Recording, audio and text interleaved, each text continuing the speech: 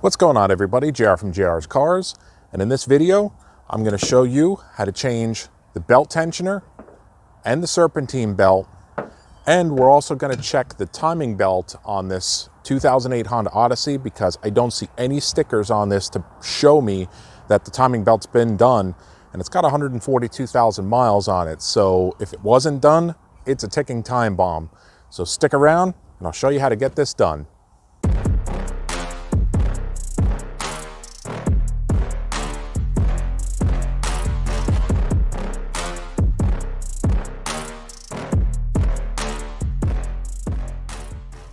All right, so one of the first things that you want to do, obviously, is open the hood. We're going to be removing this cover as well. But unfortunately on this Honda, I'm not seeing anywhere, either on the hood or on the core support or anything like that, that actually has the belt diagram to make sure that when you put this all back together, you're going to put this belt in the right orientation. So I put together this quick little diagram of what the belt orientation is and how it goes across the pulleys. So this will definitely help you once we get everything together, we get the tensioner back on there, and then we can put the belt back on, and you know that it's going to go in the right orientation, so it's spinning the pulleys the correct way. And to take off this cover, it's very simple. All it is just two little flathead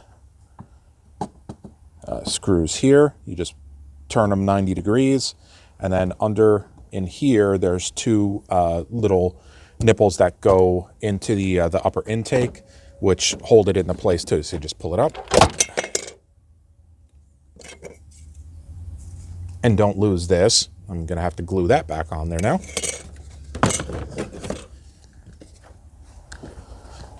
And there you go. You have access, a little bit more access than what you did before. It gets the cover out of the way over here, so that way you can kind of get your hands down in here a little bit better. And it'll give you access to where the tensioner pulley is, so you could release the tension on it and get the belt out of the way. Okay, so if you take a look at the new tensioner here, pretty much if you're looking down in there, you're going to see these pulleys being in this orientation right now on the side of the engine like this. This one is going to be higher than this one here. And then if you look there, that is the bolt that goes through the engine block that holds it to the engine block. And then down at the bottom here is the actual tensioner portion of it, which also has a bolt that goes through the block, and then that's where you get the pivoting tension. So if you look at this right here, again, it's in the engine like this. You look at this here, you're going to put your socket on this, and then you're going to twist it, I believe, towards the rear of the car, in order to release some of the pressure. That way the belt will slide back off. And this, believe it or not, on a Japanese car, is a 3/4 inch socket. I've seen more standard bolts on this Honda Odyssey than on my Fords. And if you look right there next to the pulley, where the flashlight is aimed, you're going to see where that bolt is and where the routing is for the belt itself. But that's the bolt you're going to be using to release the pressure. And we can back you out here, and you can take a look and see that it's right down in this area over here. So you're gonna have, I don't know, it's gonna be a little bit of a chore to get in there, but it's not terrible. Mind that rusty hood prop here, that's got to get sanded down, but it's not really terrible. But you should be able to get in there without any issues. Again, we just want to release the belt right now, and then I'll show you what it takes to get that tensioner apart. All right, so at this point, what you want to do is get the car up in the air. You want to take the tire off. Of course, make sure you have your jack stands underneath the car so you're safe. And what you're going to want to do is remove this inner fender well shroud that's here. What I've found is just there's a couple of these little bolts here, and they're actually not metric. They're, just like I said before, it was kind of odd to see a Japanese car that has all these standard size bolts on it, but they're 7/32 bolts. So there's one here, there's, I believe, two down below. There's a couple of these pop clips that you have to remove, and I'm missing one of them over there. And once you remove that, you can pretty much do anything from here over, and then this section will just move out of your way, and then you'll have access to what you need to underneath here. And see, with that out of the way, now we have access to the crank. We have access to the AC compressor side of the pump, and then you see the tensioner there from the bottom side. It might be a little bit easier to actually see how it's all together. See at the top of the screen there, that little nub that's on the tensioner. That's what you're going to be getting at.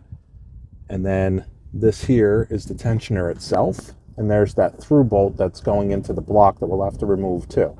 Okay, so I know I've said it in previous videos before, but if you don't have one of these tools, I would highly suggest going and getting one.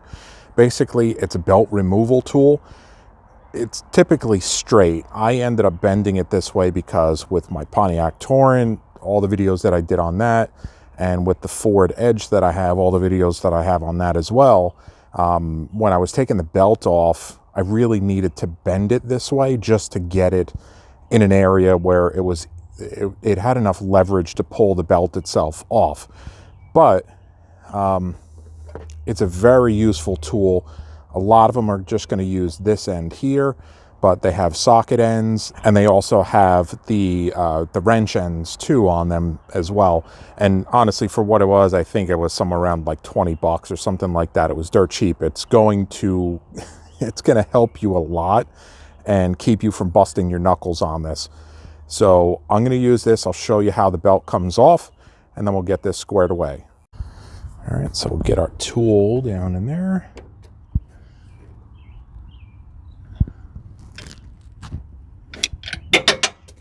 And drop it about 10 times. And keep dropping it. Okay, tool's on there, so we'll give it a pull. You can see the belt start to release there. And it's going to be pretty tight.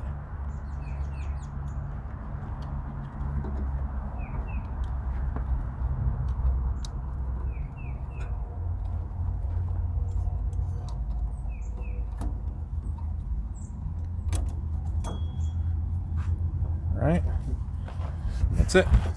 All right, so the belt's loose. We're going to get this out of here, and then we'll get to replacing the belt tensioner.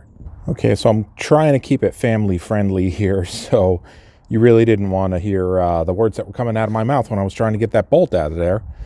But if you look down in here, let's see, that 17 millimeter bolt right there is now loose. And it's about to come out, which is good. It was definitely tight. I don't know if this is the original one, but it is definitely it's definitely tied up in there. So what I did was I just grabbed a breaker bar from the top here with the 17 millimeter and gave it hell to break it free up here. And then the easiest way to do that from there is then go down here, and right up in there you can loosen it from here.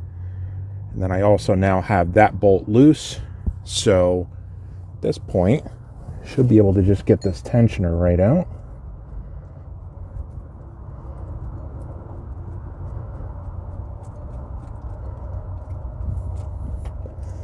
All right, so the tensioner side of it is nice and loose now, and then all I have to do is just get that bolt the rest of the way out, and the whole unit will come out. Okay, now the old one is out, and you can see that bolt right there. That's what I was getting out of there. And I found it easier to crack it open from the top side, because you can get a little bit more leverage on it to crack it free, and then just get up underneath in the wheel well, and then just pull it off the rest of the way. And then the same thing with that bolt down there too. Now looking at it, does look a little juicy here, but oh yeah, I could see there's cracks. There's cracks right here.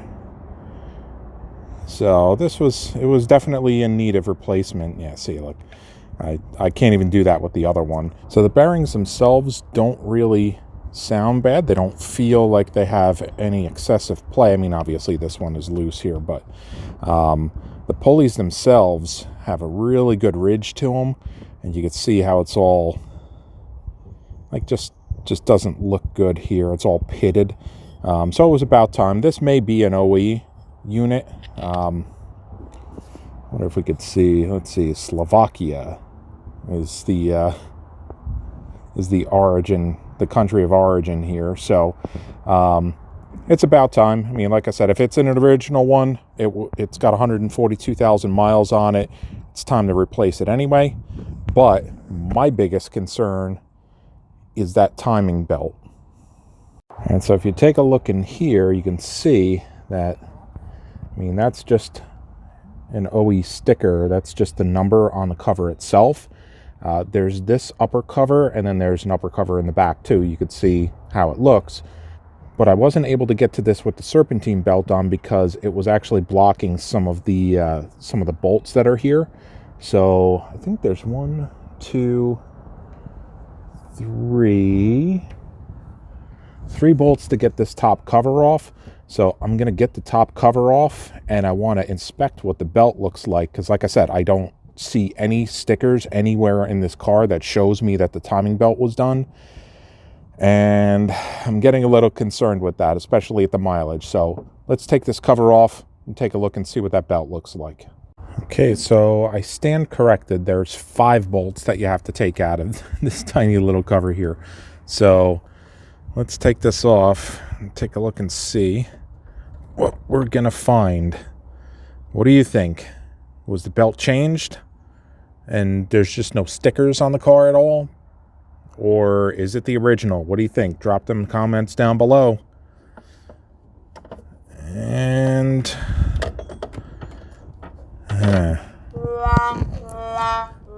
well, I would say that has not been changed. So it doesn't look horrendous. Doesn't really look like, at least from this section here, that it looks terrible, too terrible. But it definitely needs to be replaced, I'll tell you that.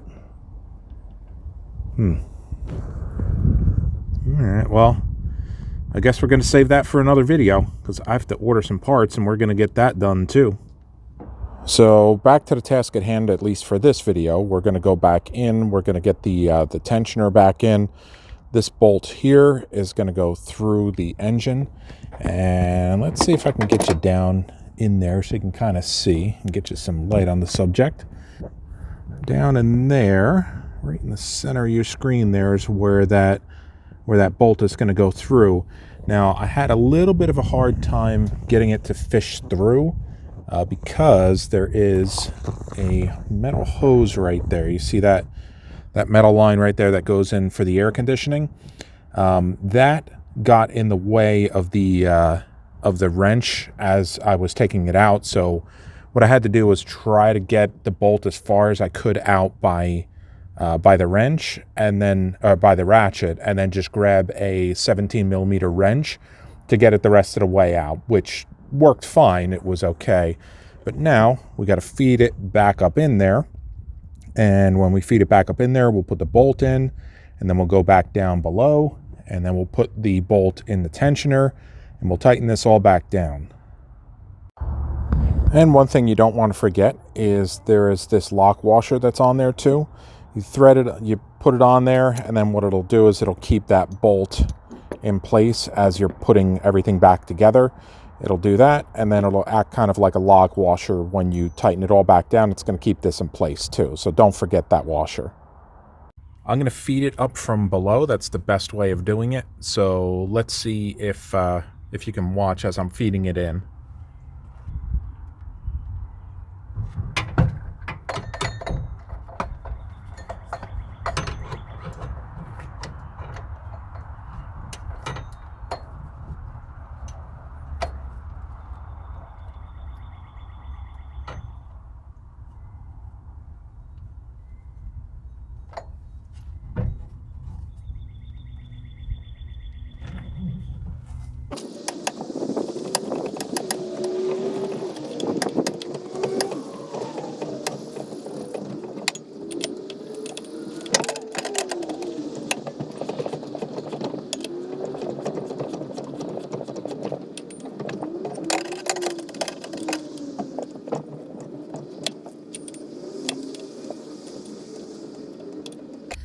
Okay, so you don't want to tighten this all the way down yet.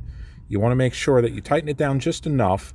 And then what you want to do is you want to run that, I believe it was a 12 millimeter bolt into the engine block for the tensioner. So that way everything goes back into place. And at that point, then you can cinch everything down. And you can see where we're at right here. All right, we got this tensioner in here. We just have to put this bolt through, so that way in the block here where you have the tensioner bolt, it goes into place, and the tensioner itself then is in the position that it needs to be in, and you can tighten it all the way down to the block. So as you can see here, I just have the bolt in a little bit just so it's got a couple threads in there and it'll guide that tensioner into the position it needs to be. At this point, I'll tighten that 17 millimeter bolt all the way down. Once that's all tight, I'll come back down here and I'll tighten that 12 millimeter bolt all the way to the block, and then we can put the belt back on. Okay, so now I got everything back in. I got the 12 millimeter bolt to the tensioner back tight. I got the 17 millimeter that goes through the engine nice and tight. So now it's time to get the belt on there, which this is the replacement. It's a Gates belt, which is a good quality belt. What I like to do is I like to take the old belt and the new belt, I'll put them side by side. I'll just take a look at the inside, make sure they count the same amount of ribs that are in there, make sure that they're similar in length, obviously. I mean, this could be stretched out a little bit, so the old belt could be a little bit longer than the new belt. But one thing I did notice on the belt, on the old belt itself, is you could see how on the edge there it looks like it's frayed. I'm wondering if those ribs that I saw on the tensioner, how it was kind of raised a little bit, has been eating into this belt. So not a big deal, it's replaced anyway, so let's get that new belt on. And remember, we did this before, so that way we know which direction the belt needs to go in. So what I'll end up doing here is I'll put the belt in around the tensioner, around the crank, around the AC, around this part of the tensioner, bring it back around the alternator so there's kind of a loop that's up here, and then I'll move the tensioner backwards so that way it brings the pressure backwards, it collapses a little bit, and then we'll be able to squeeze it over the power steering pump. That's probably the easiest way we're going to get this done. So I'm going to do this. It's going to take a little fiddling, so I'm not going to record it. So I'll come back afterwards and then we'll get this squared away. I'll show you what it looks like when it's all set up and ready, and then we'll give it a start and make sure that everything lines up properly, not that we have anything that's out of alignment. All right, so she's all back in there, and honestly, the way the belt went in was a lot better than the way that the belt came out, because when I used the tool to get in there to release the tension, it almost felt like it was stuck, like it was bottomed out and it wasn't moving anymore, and I couldn't really get the belt off that well. But with the new tensioner, I was able to give it probably about, I don't know, maybe about that much movement on the arm itself, which allowed the belt to slip right on. I had no problems with it. It didn't feel like it was binding at all. So what you definitely want to do is just go over your work. You want to make sure that all the pulleys line up, the belt is on the ribs properly here. All right, so we got the belt on all the ribs properly, and it's on the tensioner and the idler pulleys here, and everything is lined up. So we'll give it a quick start. We'll make sure that everything looks okay, and then at that point we can call this done.